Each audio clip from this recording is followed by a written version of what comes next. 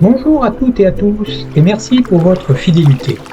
Dans cette vidéo, je résume les dernières améliorations faites sur l'ADL en ce printemps 2026. Dans quelques jours, le bateau va reprendre la mer après son carénage annuel. Je vous laisse découvrir, pêle-mêle, ces travaux dans cette courte vidéo. C'est parti!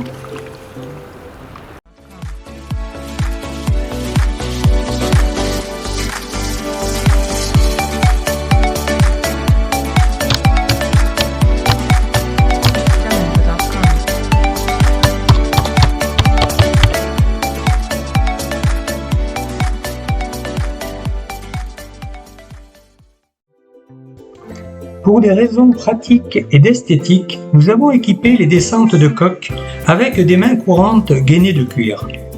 Cela semble superflu, mais il s'est avéré que leur présence apporte confort et sécurité. Un projet me tenait à cœur, augmenter la capacité de rangement. Il s'est avéré que certains espaces du bateau, notamment de chaque côté des lits, étaient inexploités. Qu'à cela ne tienne, j'ai fabriqué des bacs de rangement amovibles pour laisser accès au fond de la coque en cas d'intervention sur cette dernière ou sur les différents réseaux de tubes et de câbles électriques qui s'y trouvent. L'ensemble est réalisé en contreplaqué marine, teinté comme les bois d'origine. Les cadres de soutien sont collés et vissés et un couvercle ferme le tout. Ces rangements augmentent la capacité de stockage sans condamner l'accès aux éléments techniques.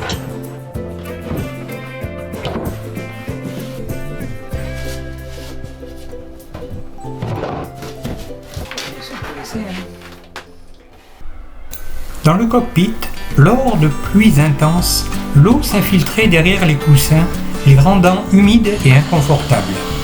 J'ai décidé de réaliser des gouttières pour canaliser les écoulements vers l'extérieur. Entièrement stratifiées, ces gouttières sont solides et étanches. Elles sont montées vissées-collées au Sika avec joint de finition.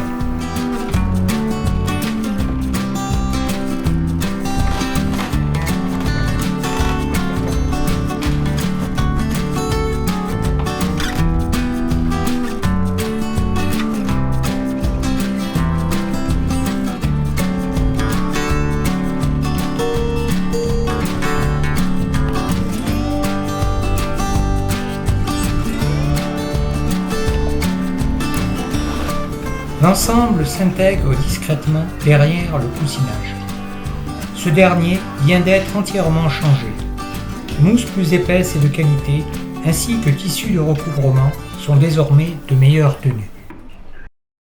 Côté voile, moteur principal de l'ADL, nous avons fait poser sur la grande voile un troisième riz garantissant une meilleure gestion de la toile dans le gros temps.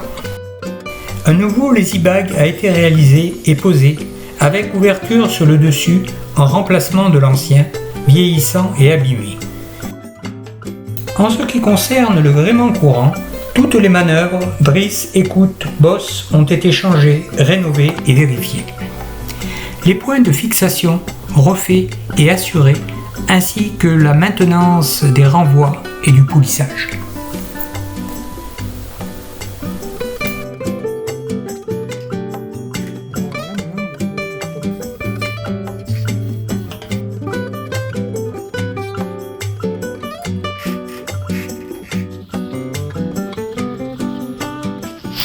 Pour les voiles d'avant, une révision complète a été réalisée avec changement de la bande UV du Solant autovireur.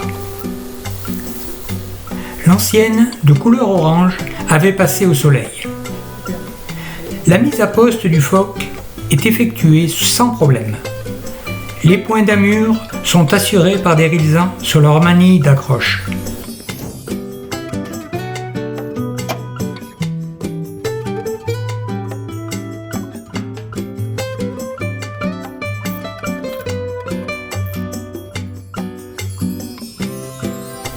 Le tout est roulé et à poste pour nos futures navigations.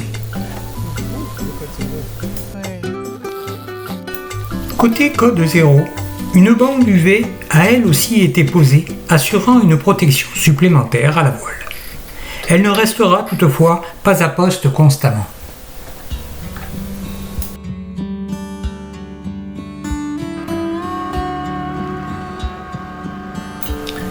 L'heure du carénage a sonné. Nous sommes début mai et Lady L sort de l'eau.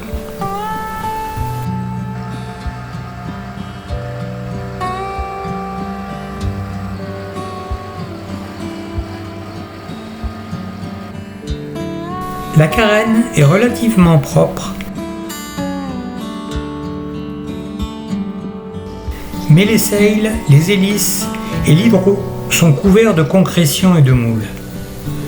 Un bon coup de Karcher va mettre tout le monde d'accord.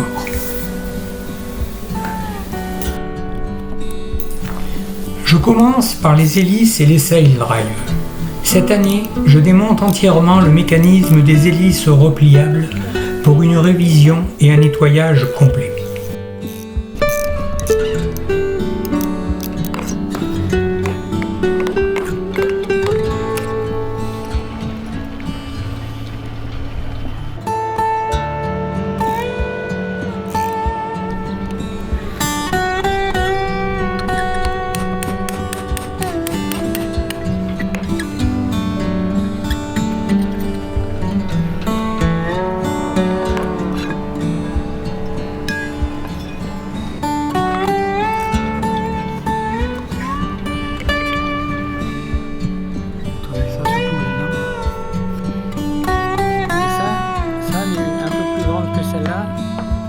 Les axes sont reconnus.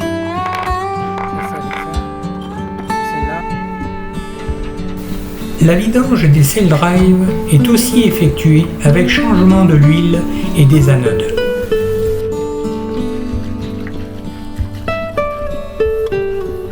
L'anti-fouling est passé sur les coques ainsi que sur les hélices, les sails et l'hydrogénérateur.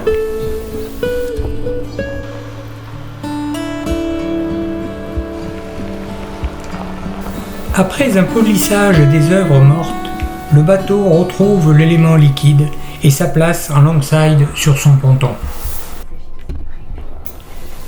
Pour la sécurité en grande traversée, un deuxième pilote, entièrement indépendant du premier, va équiper le bateau.